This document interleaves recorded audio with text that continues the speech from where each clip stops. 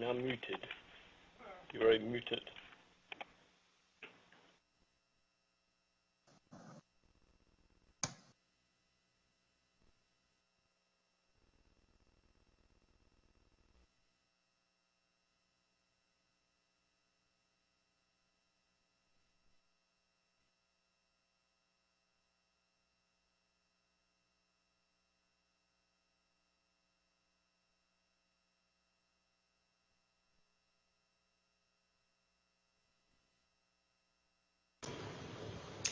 Good afternoon and welcome to DHEC's January 29th media briefing on COVID-19 vaccine in South Carolina. I'm Christy Moore, DHEC's Chief Communications Officer, and I'll be facilitating today's briefing with Dr. Brandon Traxler, DHEC Interim Public Health Director. These briefings are held to share the latest updates and answer questions about COVID-19 vaccines in our state. DHEC appreciates the South Carolina press and its commitment to keeping South Carolinians informed. For the run of show, Dr. Traxler will provide a brief update, then we'll have a segment of facilitated questions, and if time allows, I'll open it up at the end for live questions. Before we begin, I'd like to remind everyone to please remain on mute. Dr. Traxler, I will turn it over to you now for today's update. Thanks, Christy, and good afternoon, everyone. Thanks again for joining us. This will be our fourth media update or telebriefing of the week.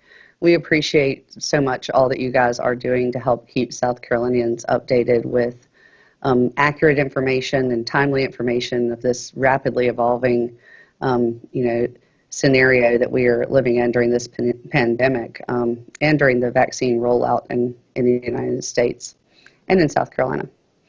As we discussed yesterday, South Carolina announced the first identified cases in the country of the South Africa variant of the virus for COVID-19, and that variant is called B.1.351. DHEC continues to work with the CDC to learn more about these two cases, and will provide any new information as it's available.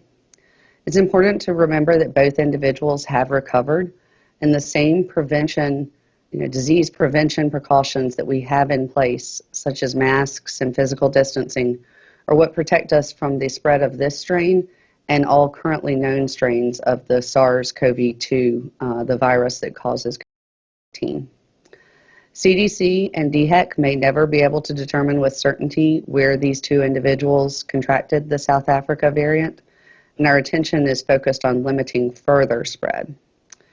Sadly, today, with very heavy hearts, we also announced the state's first death due to multi-system inflammatory syndrome in children, commonly called MIS-C.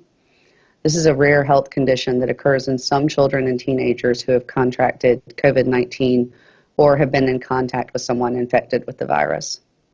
At least 42 cases of MIS-C have been reported among children in South Carolina.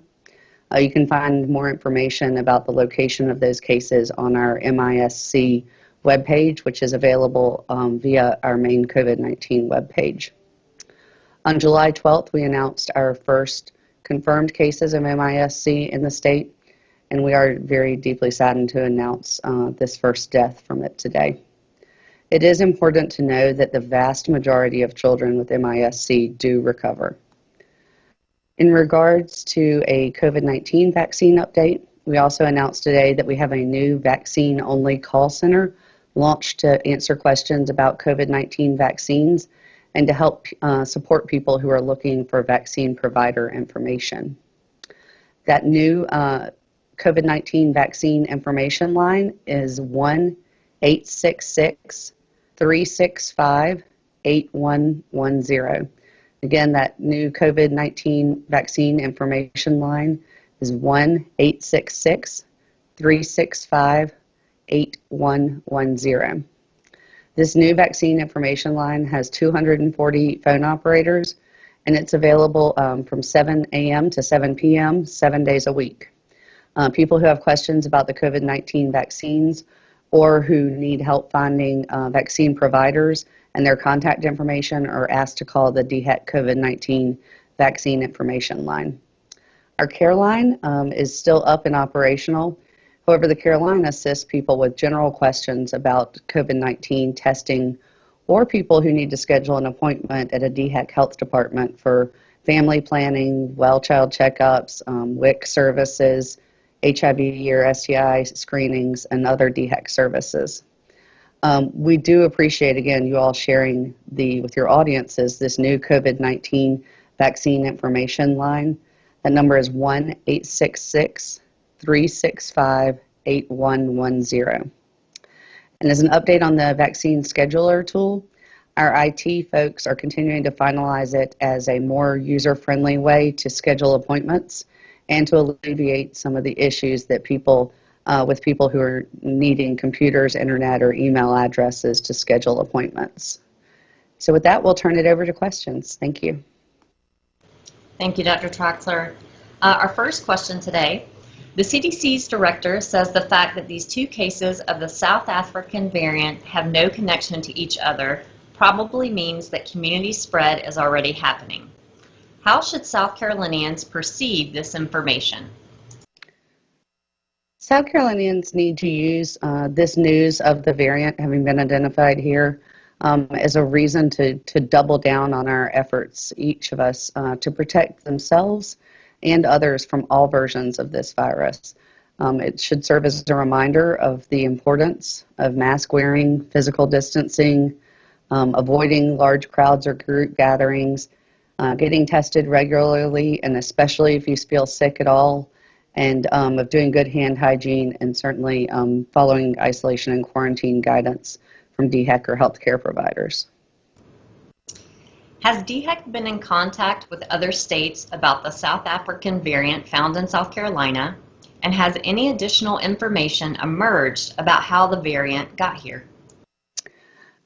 So I have not at least been in direct communication with other states, and I am not aware of anyone at DHEC having communicated about these specific cases with any other state. And so at this time, we as we stated, know that these individuals did not have a recent travel history and did not have a connection to each other. And so, you know, as I pointed out just then in my briefing, we may never know exactly where these folks got it.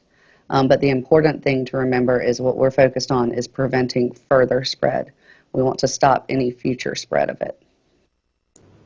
And can we say with certainty the South African variant is not as deadly as the normal COVID-19 virus? So they are still doing studies. This is much even newer than the COVID-19 normal virus. So there are studies ongoing, but at this time, there's not the data to show that it is more, fatal or deadly than the normal virus. The Washington Post reports South Africa was already one of the countries worst hit by the coronavirus. But in the 6 weeks since, can't speak today, but in the 6 weeks since a new, more transmissible variant was first publicly announced here, an enormous spike of new cases and deaths has far surpassed previous waves of the pandemic. How concerned are you that this happening in South Carolina with the arrival of the South African variant? So I am concerned still by the number of COVID-19 cases that we have in our community of all variants, all versions of it. I want to see all of the COVID-19 case counts and hospitalization rates and death counts go down. And so certainly with it being more transmissible, there is the potential that we could see higher increases, but we are doing everything we can with the CDC's help to stop, as I said, any continued spread of it. And I will remind people that just like we need to keep from having any increases in the case counts of our normal virus, it's the same methods that we do to prevent further spread of this variant. There's things like hand washing and physical distancing and avoiding crowds if possible. And will DHEC begin including the number of identified cases of the South African variant in its daily data reports? So it's important to understand that these are not diagnostic tests. So not every specimen anywhere worldwide, nationwide, statewide is sequenced. That is a much more intricate test that is more time consuming. And so random samples are chosen. They're to be run either by our lab or by CDC's lab and by private labs. And it is that information that helps provide a picture of what the patterns are looking like in terms of any mutations. So rather than knowing exact counts, it is more important to see what the patterns are emerging. So it's not a day-to-day change in data that would have significance. And following the news that the Johnson & Johnson vaccine has a lower efficacy rate than the Pfizer or Moderna products, is having the one-dose vaccine worth the lower level of protection? So protection is good. I would say that any protection right now is certainly better than no protection. And certainly there are benefits to the one-dose vaccine. And using those with some populations and just in terms of getting people reaching the maximum amount of protection from a vaccine series as possible. And so it is still a valuable tool that we will hopefully have before too long, in our arsenal, along with the Pfizer and the Moderna vaccines. So they all serve their different purposes in different settings and populations that they're best used for, but getting protection from any of the vaccines is very important. And would DHEC consider giving this one-dose vaccine only to younger people and reserving the better vaccines for the more vulnerable population?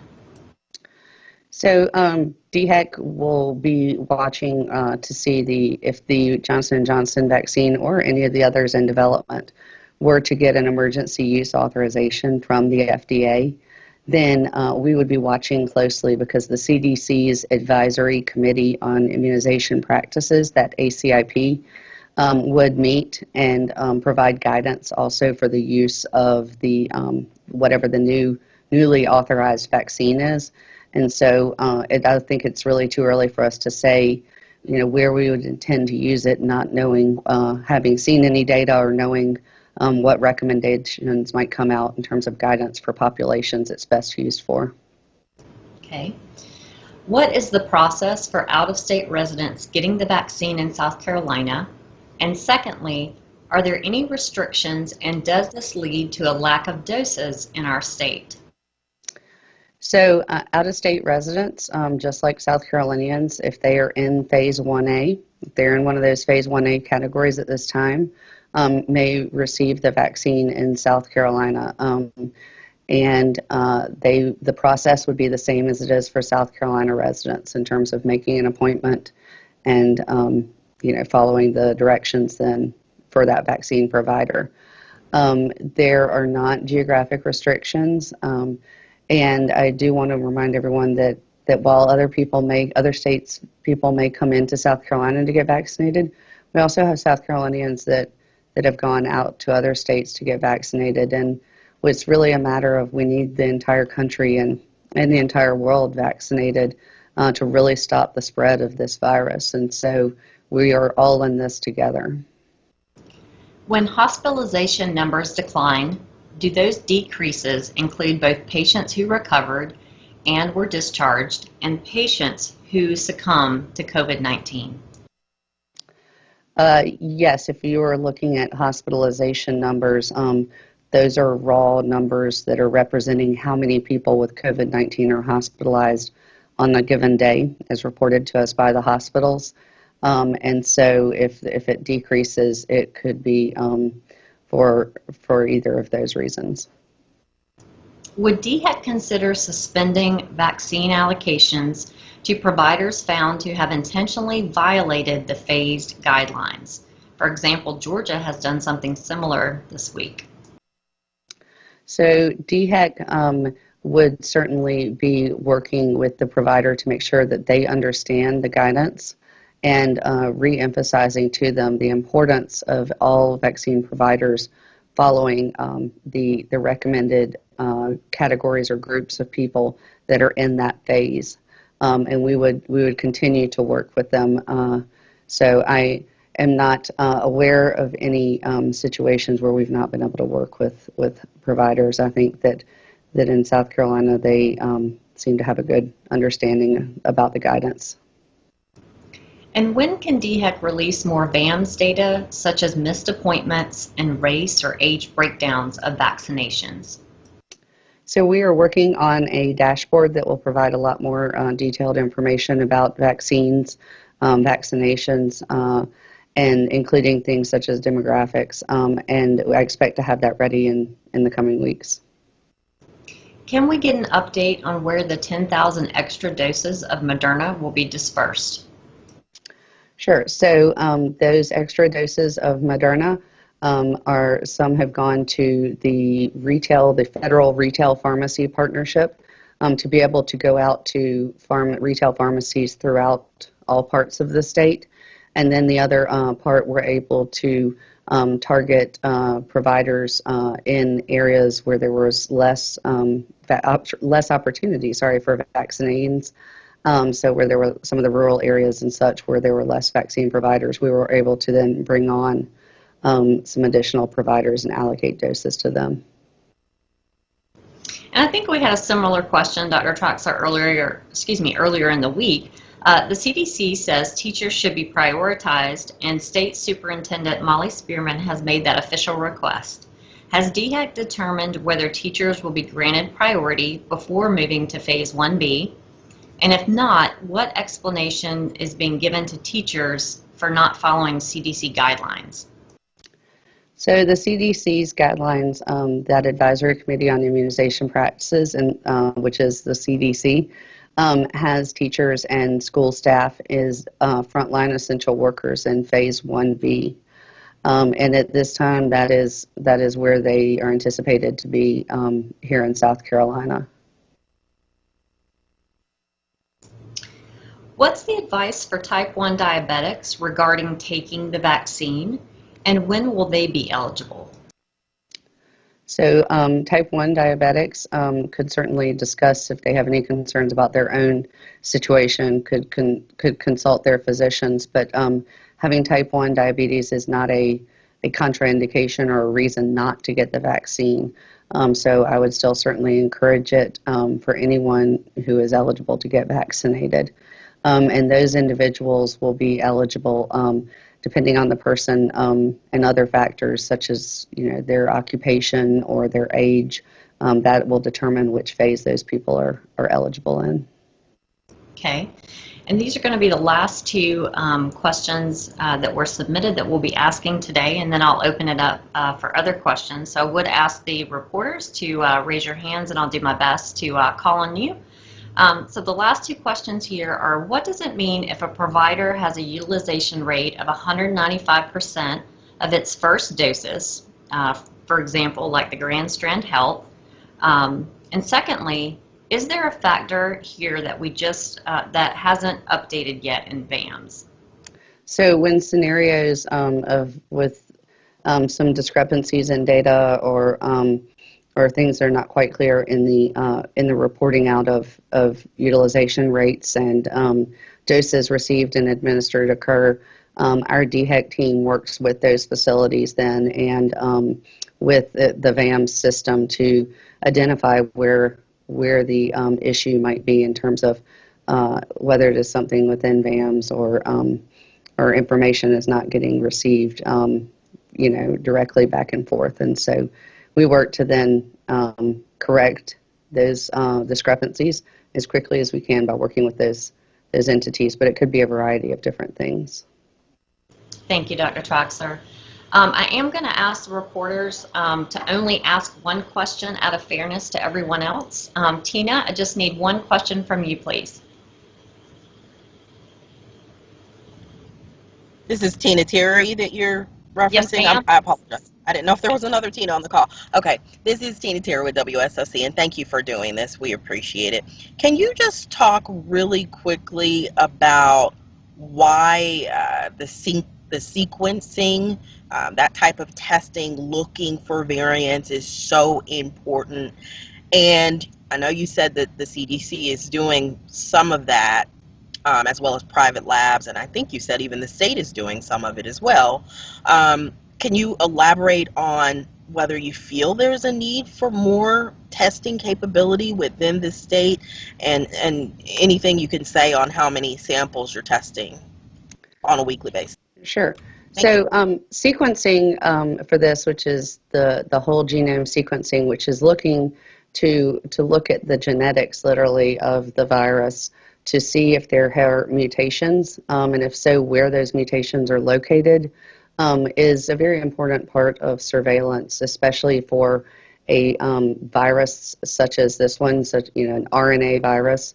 One such as COVID-19 virus, the SARS-CoV-2 virus, they mutate to live and live to mutate, and so it's not just looking for mutations, though it's looking for their locations on that string of the genome, and identifying whether they are in key locations that could make them, for example, more easily to be transmitted or have other impacts. And so by doing surveillance and testing random samples of those, and then analyzing the results and comparing the results to each other, the scientists can look to see what mutations are occurring, how quickly they may be occurring, and whether significant ones are occurring, and see patterns such as have been noticed with the 3 variants that are now known worldwide. And yes, our lab, our DHEC Public Health Laboratory, has been doing sequencing going back to June, and has continued to increase that amount of specimens that are being sequenced, especially here in the last couple of months as these variants have emerged on the worldwide scene. In addition, I know that the CDC has similarly been doing sequencing since very early on in the pandemic, and has also been increasing their amount. And the private labs are certainly providing sequencing as well. And so I think all of those entities were already increasing in how much they were doing, and we will continue on that same trajectory that we had been on to continue to increase surveillance, but also, providing good testing for diagnosis, that PCR testing for people, which is separate from this sequencing. Jenna at LTX, please ask one question.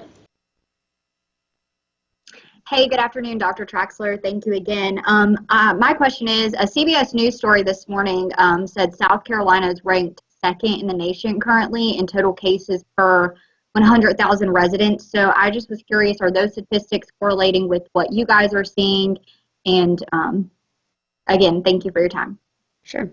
And so I'm sorry, I haven't had a chance to watch the news stories from today, so I'm not certain of that data that they're looking at or the comparisons they're making. So I really can't speak intelligently to that. I do know that we have seen some plateauing and potentially maybe a little bit of the start of some decreasing in our case counts and percent positivity here in the last couple of weeks. And I want to use that as an encouraging sign, but that and the knowledge of this variant to really remind and urge and encourage everyone to please continue to do the protective mechanisms that we know work. Let's get these counts down even further. Judy, you've got one question, please. Good afternoon. Thank you so much. Just a quick question about our assessment right now. I know you're using a lot of factors, including supply versus demand, but we also have the increased supply coming in next week. So what's your best assessment based on all of the things you're considering on when phase 1B will start? Thank you. Sure. So I think that at this point in time, without having factored in, again, this morning's news that there may be an additional vaccine getting its emergency use authorization very soon, but knowing that it and potentially others could be coming on in the coming months, I think we're still on target probably for early spring. Caroline? Thank you so much. Much, Dr. Traxler. So I heard this morning from a Prisma Health doctor that he's been in touch with DHEC, and you guys are receiving additional resources from the CDC to do this sequencing. Have you guys been in touch with the CDC about ramping that up to see what the variant is like here actually in our state? Certainly. So as I pointed out, we've been doing the sequencing and had been ramping it up already in our state before we even identified these cases. So we are continuing to do so. We have been in frequent touch with the CDC, and we'll continue to work with them and sending them specimens just like we've been doing beforehand. And we'll continue doing our own sequencing as well. Ms. Harris, please ask your question. Hi there. So South Carolina first had a pretty slow vaccine rollout, but I understand it's really ramped up. What's new? What's the update with the vaccine rollout? How are you guys doing? And what's your biggest problem right now? Sure. So I think that the vaccine rollout is going significantly better at this time. We are seeing the utilization rate really remaining up there, and I really want to commend our partners and those vaccine providers who are putting shots in arms, very much all day, every day. And so I commend them. It really has been a team effort to increase the vaccine utilization, and I can see it continuing to do so. And at this point, the biggest need we have is for more vaccine, more doses to be coming into the state. Sam, please ask your question. Hey, Dr. Traxler, thanks for your time. Are you expecting the new registration portal to launch next week? I was checking the news clips before hopping on this, and it seemed like originally we were expecting the portal to launch at the same time or around the same time as the call line. Could you just walk us through any timeline updates on that? So I do expect that it will be rolling out in the near future. I don't have a specific day that I can estimate for you, but I do anticipate it shortly.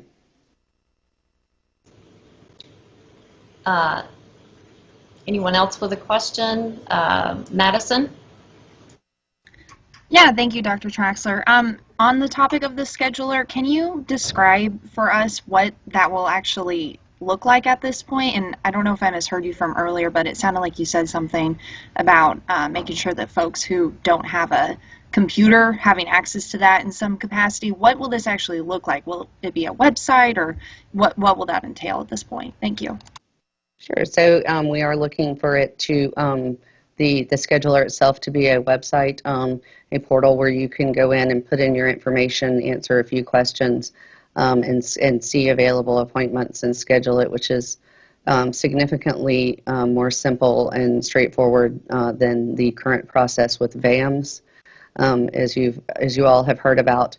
And we anticipate that we will be able to help provide support to folks, if necessary, who may not have access to internet or computers or even email addresses, to help get some of those scheduled. Judy, you've got another question? I do. Thank you so much.